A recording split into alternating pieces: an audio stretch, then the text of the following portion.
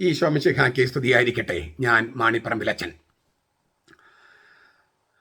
Marian ധ്യാനം episode 135.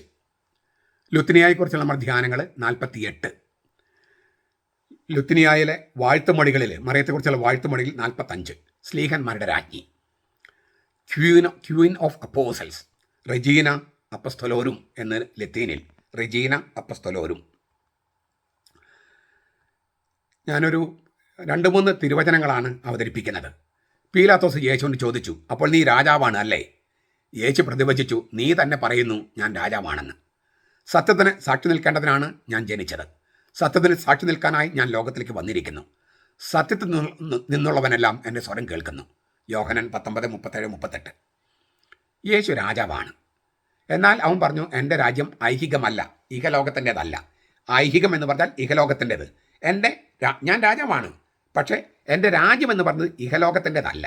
ഇഹലോകത്തിൻ്റെ ആയിരുന്നെങ്കിൽ എനിക്ക് പട്ടാളക്കാരും പോലീസും ഉണ്ടാകുമായിരുന്നു. ഇഹലോകത്തിൻ്റെതല്ല. യോഹന്നാൻ 19:36. യേശുവിൻ്റെ രാജ്യത്തിന് യേശു വിളിച്ചത് സത്യരാജ്യം എന്നാണ്. സത്യരാജ്യം എന്ന് പറഞ്ഞാൽ ദൈവരാജ്യം, സ്വർഗരാജ്യം എന്നൊക്കെ അതിന് വിളിക്കുന്നുണ്ട്. മർക്കോസ് 1:14-15.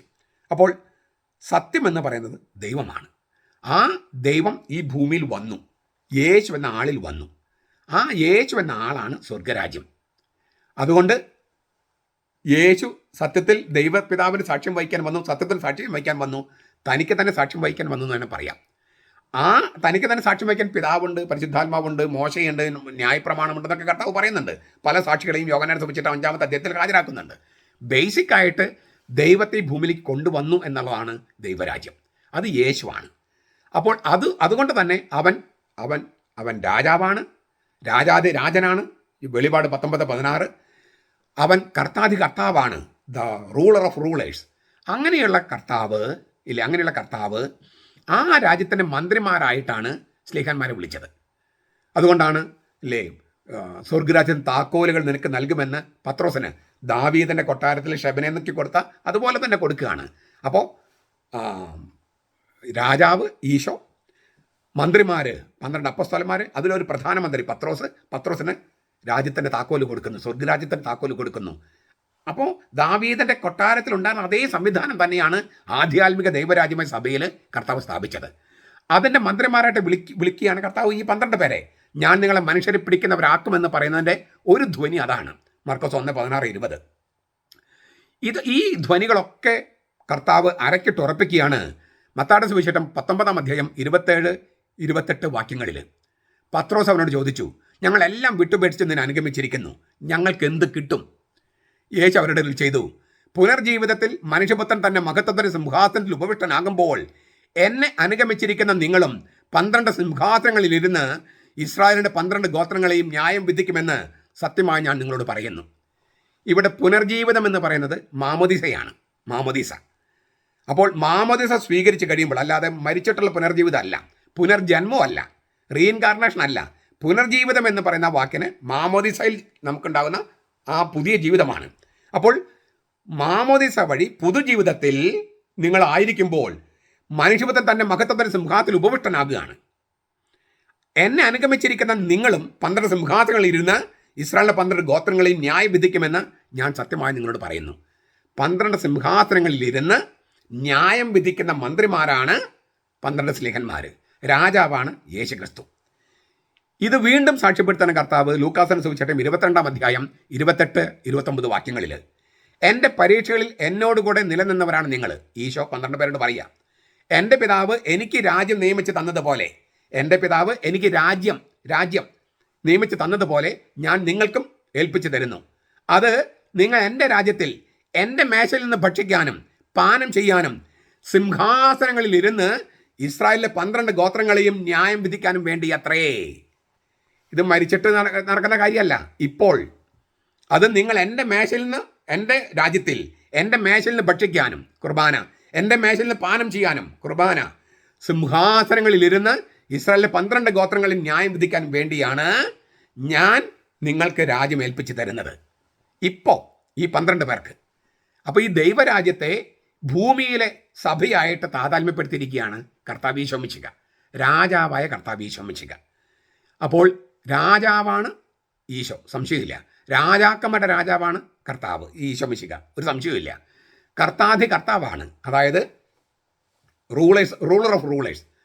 അവൻ 12 സിംഹാസനങ്ങൾ ഒരുക്കിയിട്ട് 12 സ്ലീഹന്മാർക്ക് കൊടുത്തു. 12 സ്ലീഹന്മാരോടൊക്കെ ഇല്ലേ, അവർക്ക് പറയാണ്, രാജ്യം ഞാൻ ഏൽപ്പിച്ചു തരുന്നു, നിങ്ങൾ 12 സിംഹാസനങ്ങളിൽ ഇരുന്ന് ഈ ന്യായം വിധിക്കും. അപ്പോൾ രാജാതിരാജനായ കർത്താവ് തൻ്റെ മന്ത്രിമാരും പ്രധാനമന്ത്രിയുമായിട്ട് പത്രോസിനെയും മറ്റു മന്ത്രിമാരെയും അവരെ തെരഞ്ഞെടുത്ത് സിംഹാസനങ്ങളിൽ ഇരുത്തി ഈ രാജ്യത്തിൻ്റെ, ദൈവരാജ്യത്തിൻ്റെ ഭരണം നടത്തുമ്പോൾ അവിടെ നമുക്ക് 2 കാര്യങ്ങൾ ഓർക്കാനുണ്ട്. ഈ രാജാധിരാജനായ ഈശോ മിശിഹയുടെ അമ്മയാണ് പരിശുദ്ധ കന്യകാമറിയം. രാജാക്കന്മാരുടെ രാജാവായ ഈശോ മിശിഹയുടെ അമ്മയാണ് പരിശുദ്ധ കന്യകാമറിയം. അപ്പം രാജ്ഞിയാണ് അവൾ, രാജാവിൻ്റെ രാജ്ഞി, രാജമാത, അമ്മ മഹാറാണി എന്നൊക്കെ നമ്മൾ കഴിഞ്ഞ ദിവസം കണ്ടതാണ്. 2, ഈ 12 സിംഹാസനങ്ങളിൽ ഇരിക്കുന്ന 12 സ്ലീഹന്മാരുടെയും രാജ്ഞിയായിട്ട് വെളിപാട് പുസ്തകം 12:1 മറിയം പ്രത്യക്ഷപ്പെടുന്നു ഇല്ലേ. സൂര്യനെ ഉടയാടയാക്കിയ സ്ത്രീ, അവളുടെ കാൽപാദങ്ങൾക്കടിയിൽ ചന്ദ്രൻ്റെ ആളുകളും കാൽപാദങ്ങൾക്കടിയിൽ വരും അവളുടെ.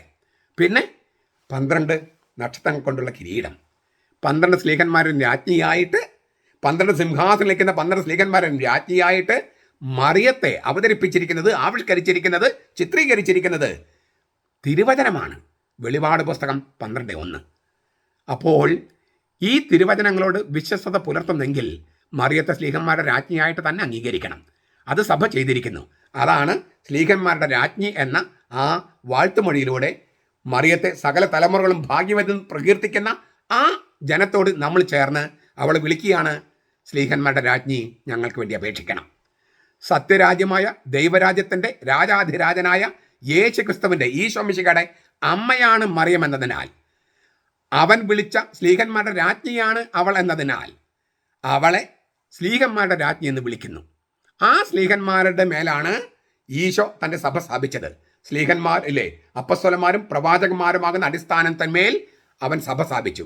ആ സ്ലീഹന്മാരുടെ രാജ്ഞിയായിട്ട് ബൈബിള് മറിയത്തെ അവതരിപ്പിച്ചിരിക്കുന്നു. അപ്പോൾ നമ്മൾ സ്ലീഹന്മാരുടെ രാജ്ഞി എന്ന് മറിയത്തെ വിളിക്കുന്നത് തിരുവചനത്തോട് ചേർന്നുകൊണ്ടാണ്. കത്തോലിക്ക സഭ ഉണ്ടാക്കിയ ഒരു വിഗ്രഹാരാധനയുടെ ഭാഗമല്ല ഈ വാഴ്ത്തുമൊഴി, മറിച്ച് തിരുവചനങ്ങൾ വെളിപ്പെടുത്തിയത് നമ്മളൊരു ഗുളിക രൂപത്തിൽ അവതരിപ്പിച്ച് ആ തിരുവചനങ്ങളുടെ ആഘോഷമായ പ്രാർത്ഥനകളിൽ അത് ചൊല്ലുകയാണ്. അതുകൊണ്ട് ഈ ജപമാല എന്ന് പറയുന്ന ജപമാല, അതിൽ രഹസ്യങ്ങളൊക്കെ കർത്താവുമായിട്ട് ബന്ധപ്പെട്ട രഹസ്യങ്ങളാണ്.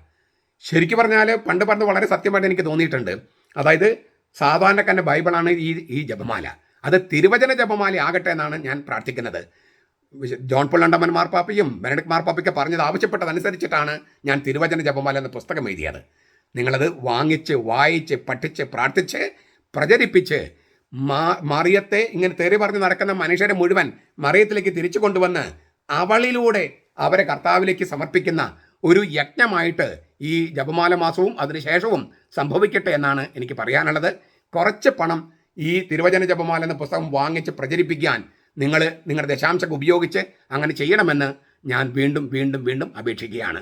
മറിയം നമുക്ക് തുണയായിരിക്കട്ടെ. നമ്മുടെ കർത്താവ് ഈശോ മിശിഹായുടെ കൃപയും പിതാവായ ദൈവത്തിൻ്റെ സ്നേഹവും പരിശുദ്ധാത്മാവിൻ്റെ സഹവാസവും നാം എല്ലാവരോടും കൂടി ഉണ്ടായിരിക്കട്ടെ, ഇപ്പോഴും എപ്പോഴും എന്നേക്കും. ആമേൻ.